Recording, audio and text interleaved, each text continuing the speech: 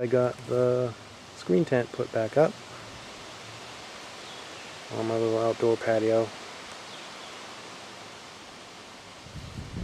Pretty sweet. Beauty day. Hope you guys are having a good one.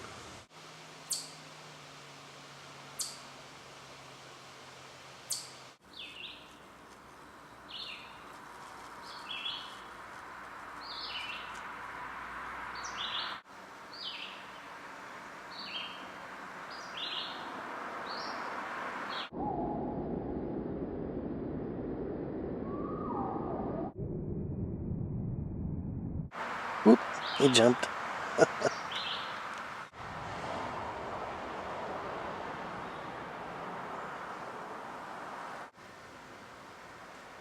Oh, you can't get in. Oh, geez. That's why it's really nice in here. You bastards. That's why it's nice. Look, I even took my shoes off. You can get a back porch.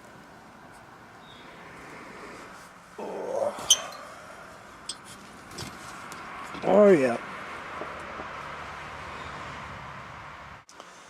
Yeah, I was watching Alex Jones today, and he was talking about Michael Hastings, that journalist who got in a car accident out in California, and Alex was saying it looks like he got taken out by the New World Order or something. It looks like that to him. But I searched on YouTube, and if you just do a search, you'll come up with this this LA something news. I can't remember what it was. Look, they had a guy. He got a video of it not as it happened, but damn near. He watched the car speed through a red light, right, and then later on, he comes upon the accident scene. So you get to see the accident scene. So Alex was saying, and his buddy there was saying that it looked like the car blew up. And it did look like it blew up. But if you watch this guy's video,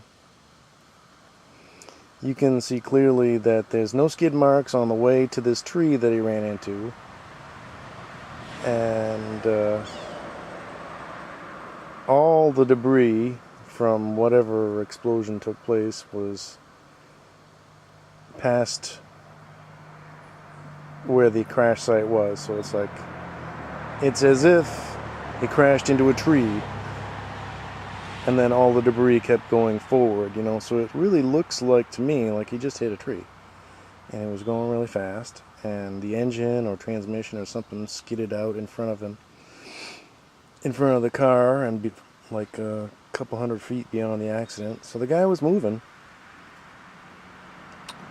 or whoever was in the car, or if anybody at all was in the car, was moving. The car was moving, and it hit a tree, a palm tree, down the median. He must have been doing at least 80, looked like, to cause that kind of trouble. And so I don't see evidence of an explosion, but that doesn't mean, this was like a new Mercedes, so everything's computerized these days. Maybe it got hacked into, and they could control his brakes and his acceleration or whatever, and he had no brakes and he couldn't stop accelerating.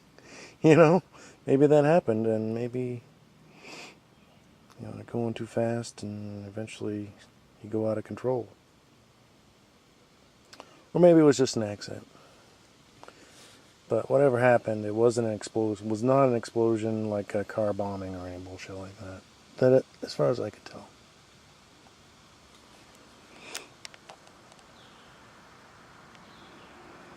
So there's that. And I want to mention also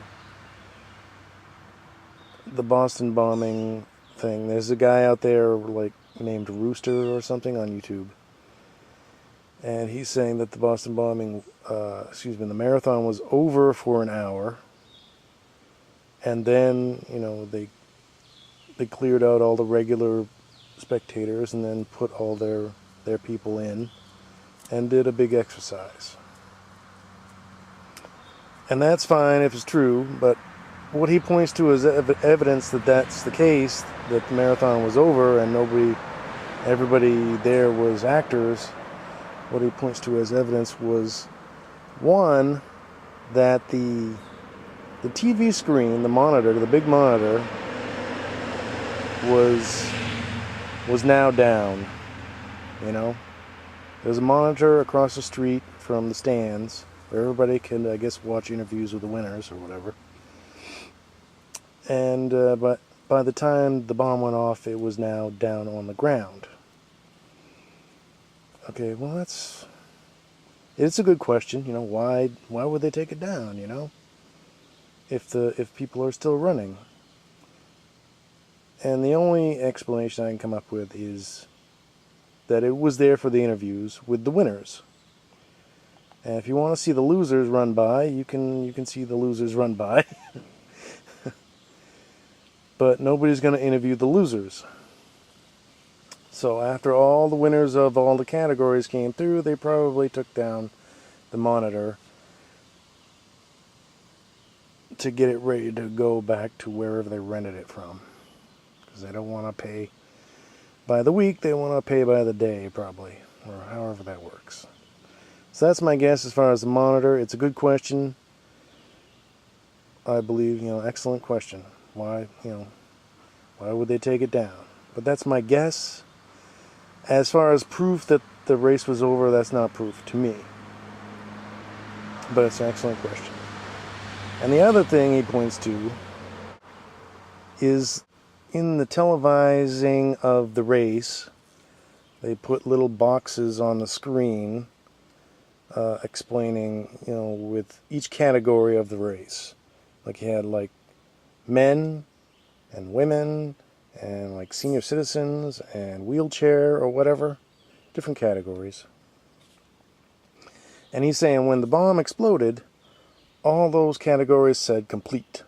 Complete, complete, complete, complete. And therefore, to him, that means that all the runners were in. And I would like to say that that's probably not the case. That just because they say complete, complete, complete, that all the runners were in. Because I would like to say that if you're a man, let's say that men run faster than all the other categories. Non-handicapped men. If you're a man, at some point, like an hour and a half or an hour 40 minutes in, someone won that race, okay? And I'm thinking what they do is they check that box off as complete. That race is complete. And why I say that is, what they probably don't do is wait until all of the other runners in that category come trickling in before they cancel that, check that box off. What they do is they wait, someone crossed the line in that category is complete, and that's it. That's my guess. They don't have somebody standing around checking off all of the male entrants in that category and waiting for the very last one. That's impossible to do, I'm saying. So my guess is that when the men's winner came across, checked it off, boom. You could probably go back, if someone taped all of this, all of the coverage, you can probably go back and see where at some point during the race, the men's category was checked off, complete. Okay, so, and and then there were still women running, and senior citizens running, and wheelchair participants, and still open. The category is still open. We haven't got a winner yet. So to me, that's not proof that just because all the boxes were checked off, to me that just means that they had winners in those categories, and that the race was still, still people out there running, just packed with losers still running, So I'm just saying that's not proof that it was staged. And yes, I understand that, you know, why are these amputees so happy? I don't get it either. The interviews with these people who had their legs blown off or whatever they had, you know, whatever damage was done to them, they're so excited and happy. I don't get it. I admit I don't get it. And it looks weird.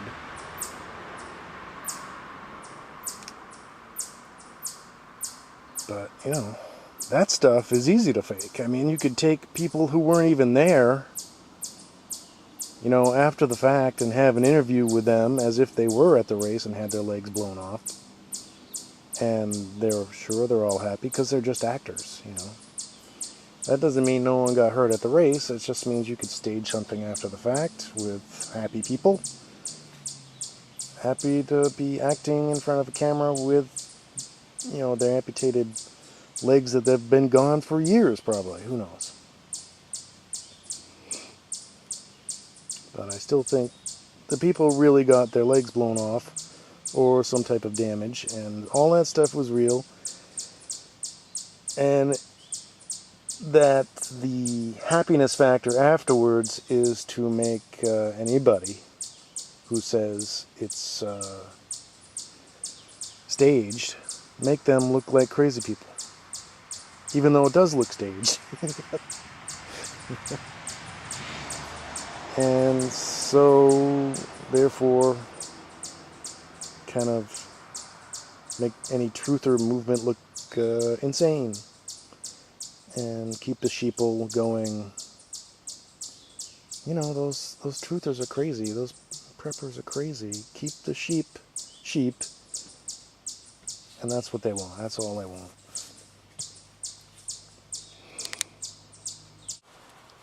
Well, now what are you doing? How'd you get over there?